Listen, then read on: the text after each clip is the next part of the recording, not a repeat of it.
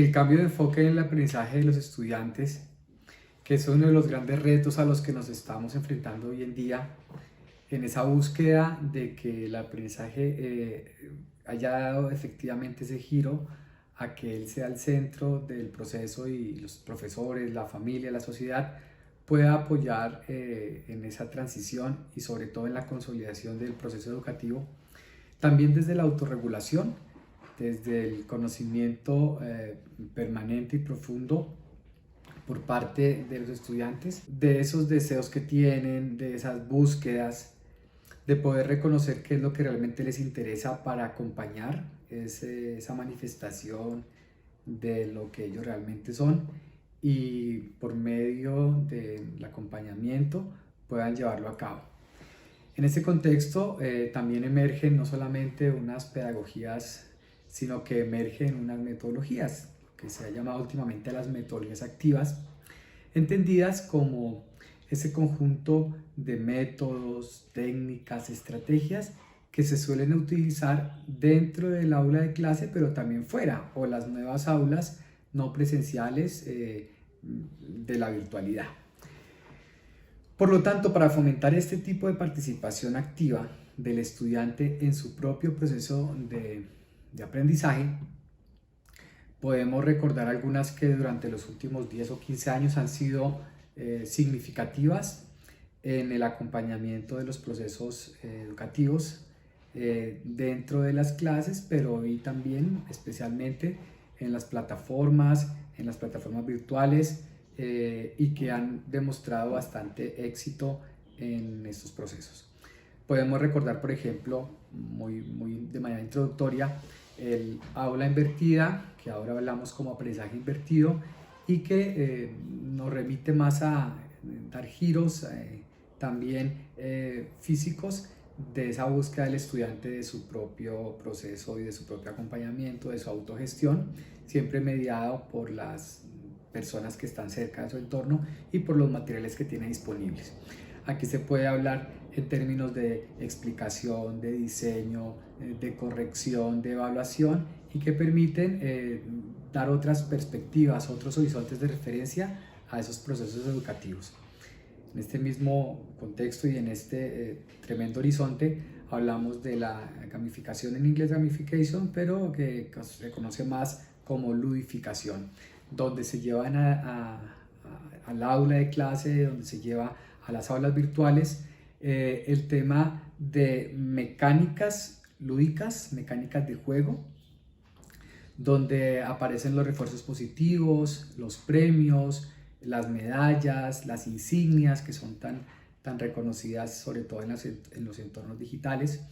porque la idea es cómo introducir esa motivación sin que se pierda la esencia de la búsqueda y el acompañamiento del propio proceso. Eso tan amplio que son metodologías que vienen y van, que llegan y salen, que se adaptan, que aparecen, que reaparecen, que se mezclan. Hablamos, por ejemplo, también del diseño de pensamiento, el design thinking, donde se siguen procesos de empatía, de diseño, procesos de generar ideas, consolidarlas, prototipar, luego esos prototipos de qué manera pueden beneficiar el entorno, evaluar también cómo se han hecho ese tipo de procesos y dar otros pasos importantes con relación, por ejemplo, a las funciones sustantivas, a las funciones universitarias, como pasar de docencia a investigación o pasar directamente a la innovación y a la transferencia de conocimiento. Recordamos también el aprendizaje basado en problemas, donde se trata de trabajar una serie de herramientas para la comprensión y la resolución de problemas. Esto permite, evidentemente, potenciar el pensamiento crítico y creativo a través de preguntas abiertas, pero que a medida que avanza el proceso de investigación, el proceso de planteamiento del problema, se van resolviendo y van generando también una producción en el estudiante o en el equipo de trabajo en los grupos de investigación que puede ir consolidándose en una producción bastante evidente y que mejora las condiciones de vida de las personas. Otros entornos, otras metodologías como por ejemplo el workshop, donde las actividades de dinámica de grupo, como por ejemplo también virtualmente los post-it, el tema de uso de colores en rotuladores, el tema de intercambio de hojas, el uso de paneles. Permite idear, planificar, resolver, compartir, que es en el fondo ese tipo de metodologías que animan, que motivan a que las personas sientan que están aprendiendo y que eso que aprenden lo pueden compartir.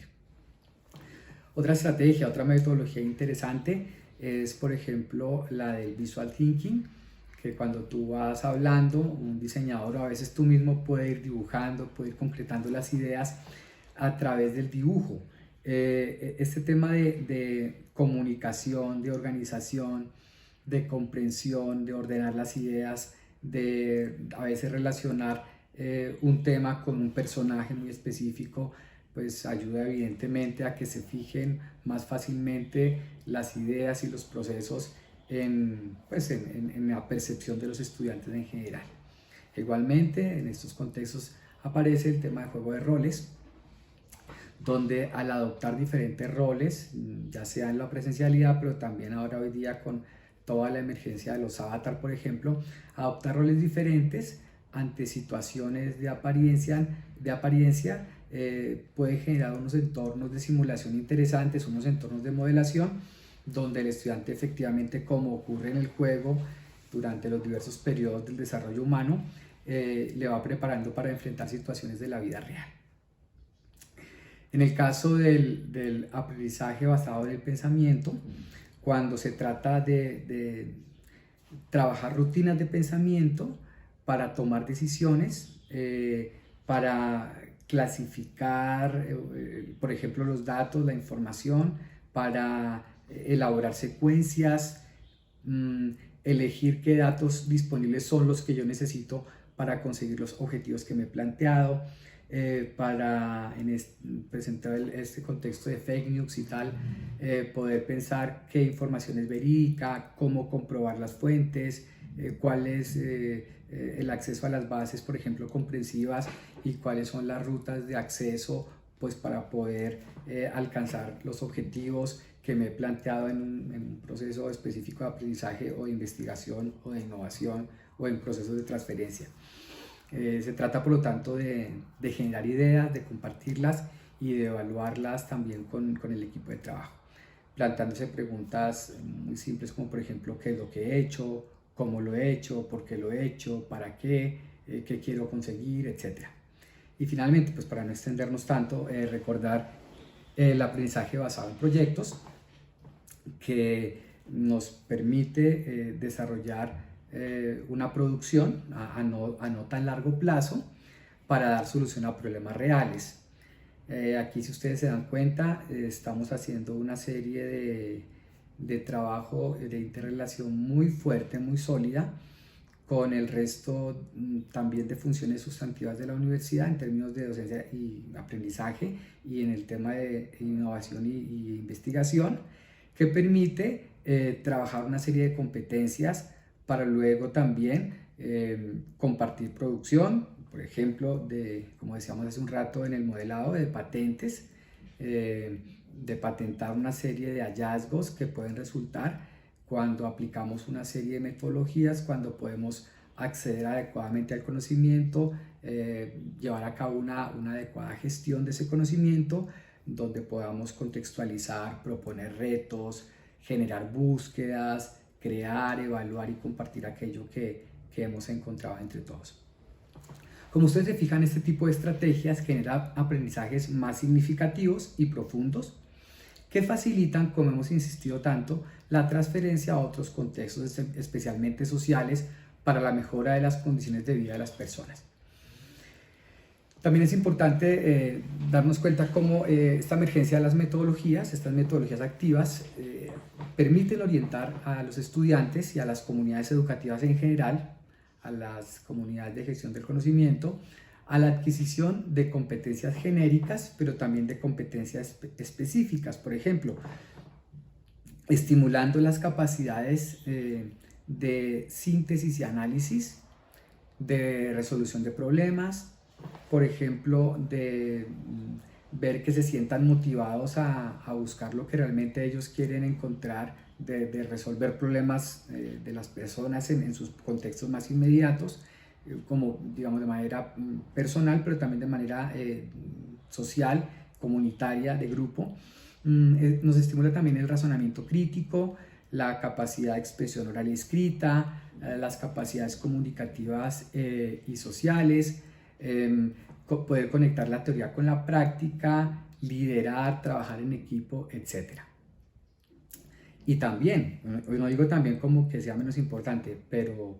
sobre todo desde unos criterios éticos muy establecidos, donde se puedan generar una serie de juicios en torno a aquellos tipos de comportamientos a los que estamos habituados, pero están sujetos a ser perfeccionados.